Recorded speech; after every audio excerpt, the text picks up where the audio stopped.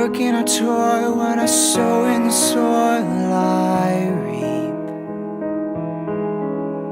I plant and I build and I tend to the fields and I sleep. Wealth I have gained, I've acquired some fame, but I grieve. Adventures I seek, I indulge in all things, but I still weep. Hello and welcome to day 4 in our series of reflections based on themes found in the book of Ecclesiastes. Today's reading is given by John Simmons.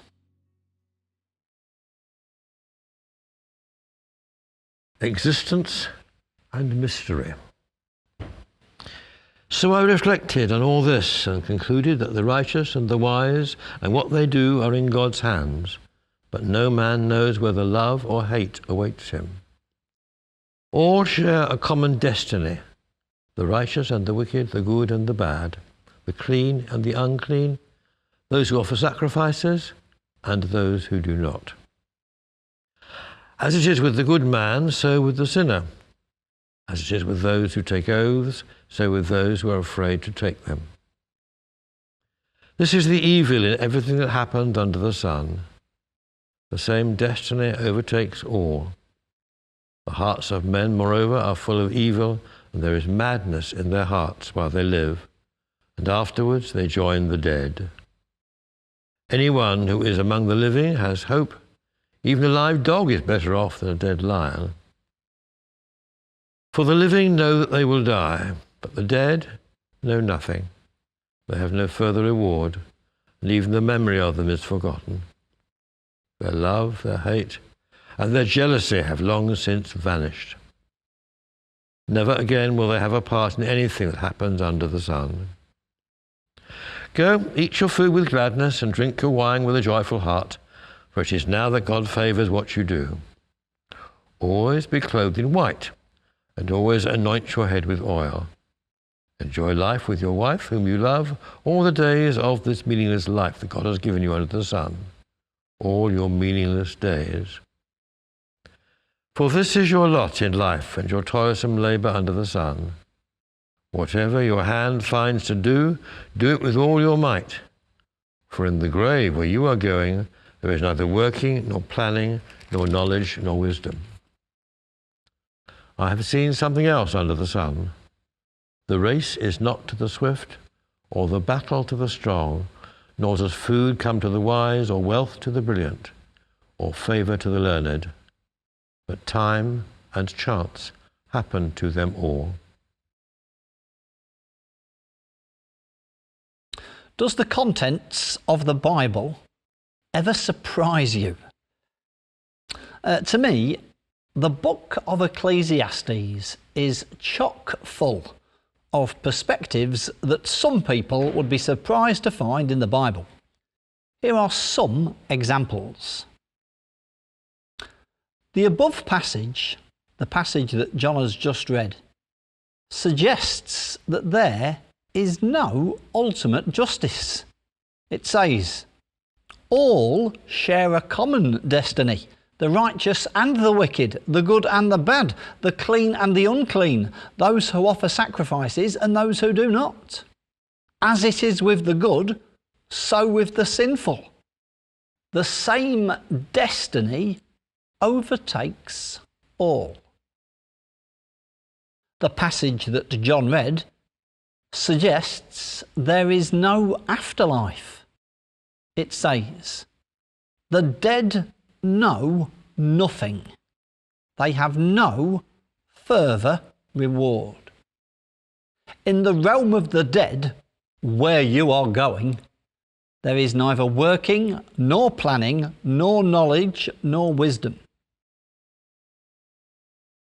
The passage that John read suggests there is no wrong way to live. It says, go, eat your food with gladness and drink your wine with a joyful heart, for God has already approved what you do. The above passage suggests that life is meaningless. It says, enjoy life with your wife, whom you love. All the days of this meaningless life that God has given you under the sun, all your meaningless days. And the passage that John read suggests that what happens to us in life is at least partly down to chance. It says, I have seen something else under the sun.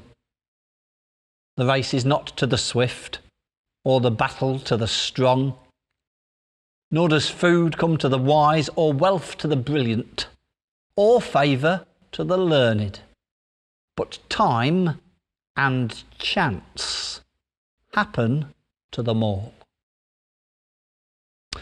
So what on earth are we to make of all of this? I'm going to make two observations for us to reflect on. Firstly, I think it is important whenever we read something in the Bible that we note that we are reading something that has been written from a particular person's perspective. And I do not think that perspective is always the right perspective. I do not think that perspective is always God's perspective. I do not think that perspective always agrees with all the other perspectives found in the Christian scriptures. Does that mean there is nothing that we can learn from it? Well, I would say no. There is still plenty that we might glean. A second observation that I would like to make about the book of Ecclesiastes is that perhaps more than any other piece of writing in the Christian scriptures, the book of Ecclesiastes explores and then accepts some of the mysteries of life and existence. Elsewhere in the book of Ecclesiastes, we read statements such as this: no one can comprehend what goes on under the sun. Despite all their efforts to search it out, no one can discover its meaning. Even if the wise claim they know, they cannot really comprehend it. In an article on Ecclesiastes, Dr. Scott Wenig, Professor Emeritus of Applied Theology at Denver Seminary, says this: positioned in the canon, right after the book of Proverbs, Ecclesiastes feels out of place. In many ways, Proverbs seems to teach that you can figure things out and get it all together. Just exercise discipline, avoid illicit entanglements, be prudent, and you will live a long and prosperous life. But in many ways, Ecclesiastes functions as a foil to that. From the perspective of the teacher, much of life simply does not make sense. Have you ever felt that way? I sometimes feel that way. And I think that the teacher in Ecclesiastes, in highlighting some of life's mysteries and paradoxes, and by presenting his view of the world, his view of life, suggests that if you do feel that life is mysterious and confusing, you are not alone. Limited creatures that we are, perhaps there will only be so much that we can ever know about a higher being such as God. His thoughts are not our thoughts. His ways are not our ways. It can be useful to remember that. I work and I toil, what I sow in the soil I reap. I plant and I build and I tend to the fields and I sleep. Wealth I have gained, I've acquired some fame, but I grieve. Adventures I seek, I indulge in all things, but I still weep. All is vanity,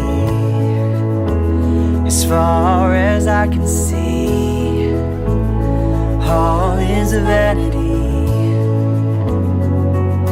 Now it's clear to me that generations come and generations go. The young never consider that they will be old. The sun rises and falls as the wind blows. Again and again as history unfolds. And if I chase the wind, if I follow the sun, I discover the place that I started from. If the pleasures I seek are just of my flesh, I am left to conclude all is meaningless. 'Cause generations come and generations go. For now I am young, but soon I'll be old. The sun rises and falls as the wind blows. Again and again and again